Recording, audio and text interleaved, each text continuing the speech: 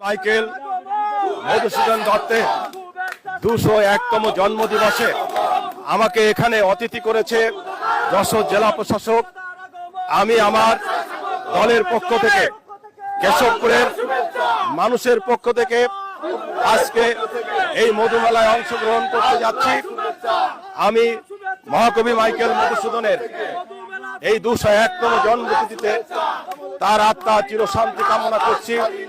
সাথে সাথে আজকের এই মধুমেলাকে সার্বিকভাবে সহযোগিতা করবার জন্য কেশবপুরের 2.5 লক্ষ মানুষের পক্ষ থেকে আমি সমস্ত বিএনপির জনগণকে আহ্বান জানাবো যাতে শান্তিপূর্ণভাবে আজকের এই আমাদের এই সমাবেশ, আমাদের এই অংশগ্রহণ এবং মেলা যাতে শারীরিকভাবে সুন্দর এবং সুষ্ঠুভাবে হয়, তার জন্য আমি বিএনপির প্রতিটি নেতা কর্মীকে আহ্বান জানাচ্ছি।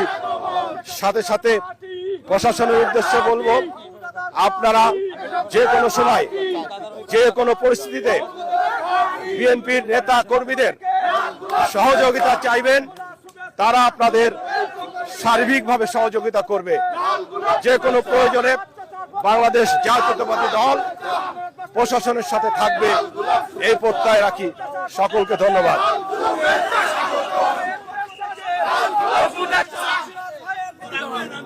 কেশবপুরের 11টি ইউনিয়ন এবং পৌরসভার বাংলাদেশ জাতীয়তাবাদী দলের সকল নেতা কর্মী আজ স্বতঃস্ফূর্তভাবে সাগর দাঁড়িয়ে এই মধুমেলায় আমার সফর সঙ্গী হয়ে এসেছেন।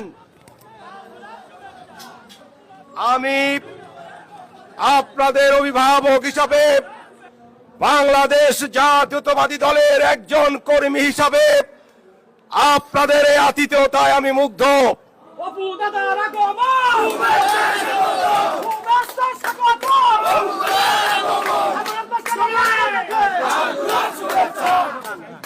সংগ্রামী বন্ধুরা, দীর্ঘ 16 বছর পরে মুক্ত পরিবেশে বাংলাদেশ জাতীয়তাবাদী দল আজকের এই সাগরদাড়ির মধুমেলায় স্বতঃস্ফূর্তভাবে আমার সফর সঙ্গী হয়েছে।